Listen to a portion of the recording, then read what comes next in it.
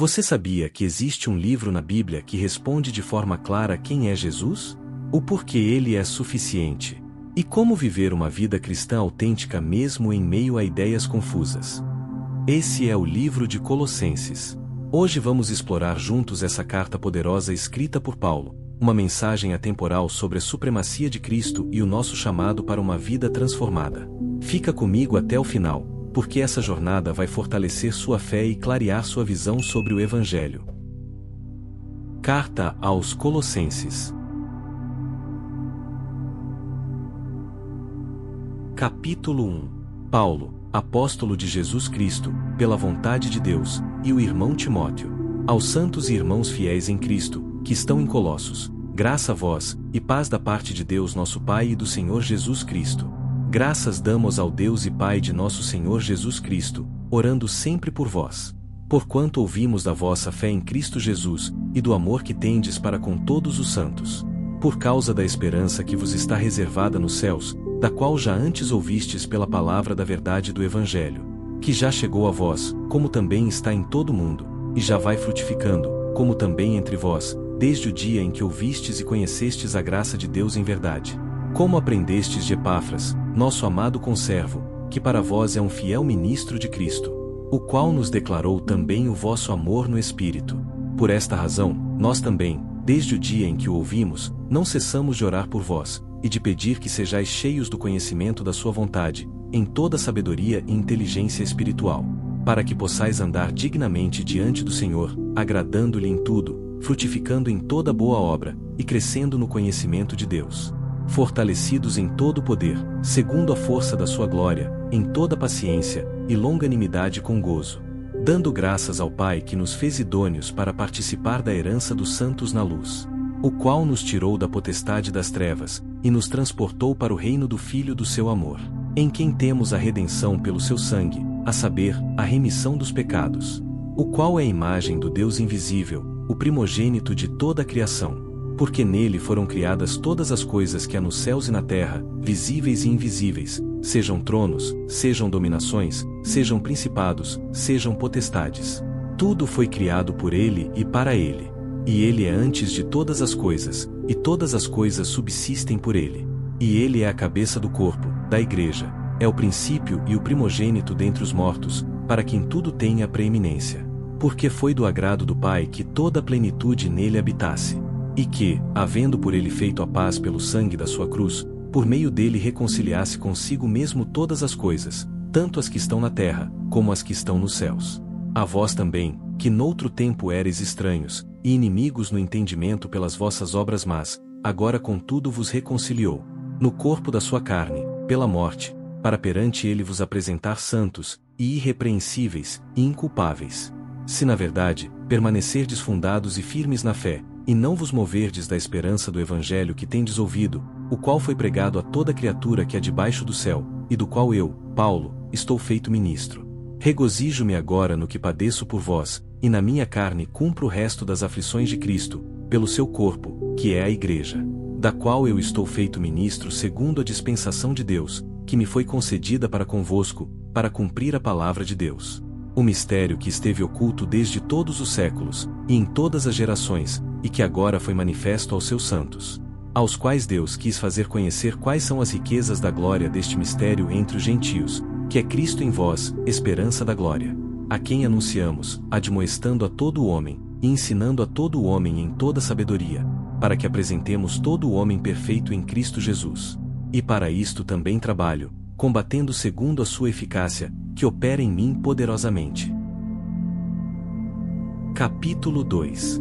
Porque quero que saibais quão grande combate tenho por vós, e pelos que estão em Laodiceia, e por quantos não viram o meu rosto em carne, para que os seus corações sejam consolados, e estejam unidos em amor, e em todas as riquezas da plena certeza da inteligência, para conhecimento do mistério de Deus e Pai, e de Cristo, em quem estão escondidos todos os tesouros da sabedoria e do conhecimento. E digo isto, para que ninguém vos engane com palavras persuasivas. Porque, ainda que esteja ausente quanto ao corpo, contudo, em espírito estou convosco, regozijando-me e vendo a vossa ordem e a firmeza da vossa fé em Cristo. Como, pois, recebestes o Senhor Jesus Cristo, assim também andai nele, enraizados e edificados nele, e confirmados na fé, assim como fostes ensinados, nela abundando em ação de graças. Tende cuidado, para que ninguém vos faça presa sua, por meio de filosofias e vãs sutilezas, segundo a tradição dos homens, segundo os rudimentos do mundo, e não segundo Cristo. Porque nele habita corporalmente toda a plenitude da divindade. E estáis perfeitos nele, que é a cabeça de todo principado e potestade. No qual também estáis circuncidados com a circuncisão não feita por mão no despojo do corpo dos pecados da carne, pela circuncisão de Cristo. Sepultados com ele no batismo, nele também ressuscitastes pela fé no poder de Deus, que o ressuscitou dentre os mortos. E quando vós estáveis mortos nos pecados, e na incircuncisão da vossa carne, vos vivificou juntamente com ele, perdoando-vos todas as ofensas. Havendo riscado a cédula que era contra nós nas suas ordenanças, a qual de alguma maneira nos era contrária, e a tirou do meio de nós, cravando-a na cruz. E despojando os principados e potestades, os expôs publicamente e deles triunfou em si mesmo. Portanto, ninguém vos julgue pelo comer, ou pelo beber, ou por causa dos dias de festa, ou da lua nova, ou dos sábados, que são sombras das coisas futuras, mas o corpo é de Cristo. Ninguém vos domine a seu arbítrio com pretexto de humildade e culto dos anjos, envolvendo-se em coisas que não viu, estando em vão inchado na sua carnal compreensão, e não ligado à cabeça, da qual todo o corpo, provido e organizado pelas juntas e ligaduras, vai crescendo em aumento de Deus.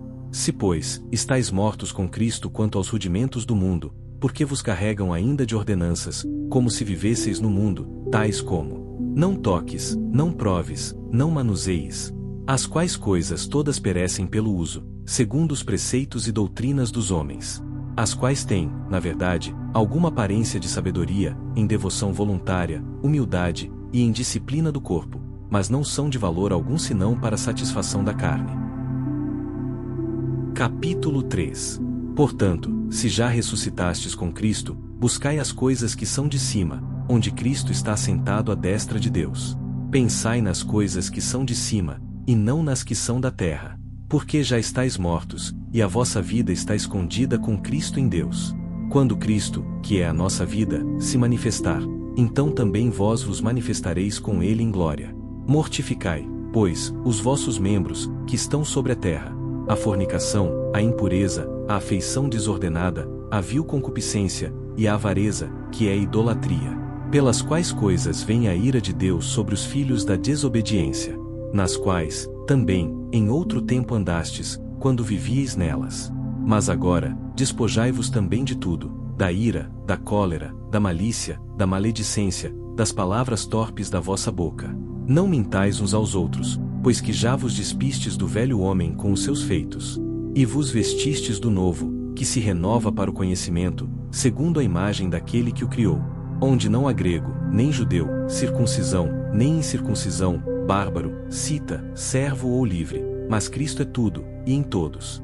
Revesti-vos, pois, como eleitos de Deus, santos e amados, de entranhas de misericórdia, de benignidade, humildade, mansidão, longanimidade, suportando-vos uns aos outros, e perdoando-vos uns aos outros, se alguém tiver queixa contra outro, assim como Cristo vos perdoou, assim fazei vós também. E sobre tudo isto, revesti-vos de amor, que é o vínculo da perfeição. E a paz de Deus, para a qual também fostes chamados em um corpo, domine em vossos corações, e sede agradecidos. A palavra de Cristo habite em vós abundantemente, em toda sabedoria, ensinando-vos e admoestando-vos uns aos outros, com salmos, hinos e cânticos espirituais, cantando ao Senhor com graça em vosso coração. E quanto fizerdes por palavras ou por obras, fazei tudo em nome do Senhor Jesus, dando por ele graças a Deus Pai. Vós, mulheres, estáis sujeitas a vossos próprios maridos, como convém no Senhor. Vós, maridos, amai a vossas esposas, e não vos irriteis contra elas. Vós, filhos, obedecei em tudo a vossos pais, porque isto é agradável ao Senhor. Vós, pais, não irriteis a vossos filhos, para que não percam o ânimo.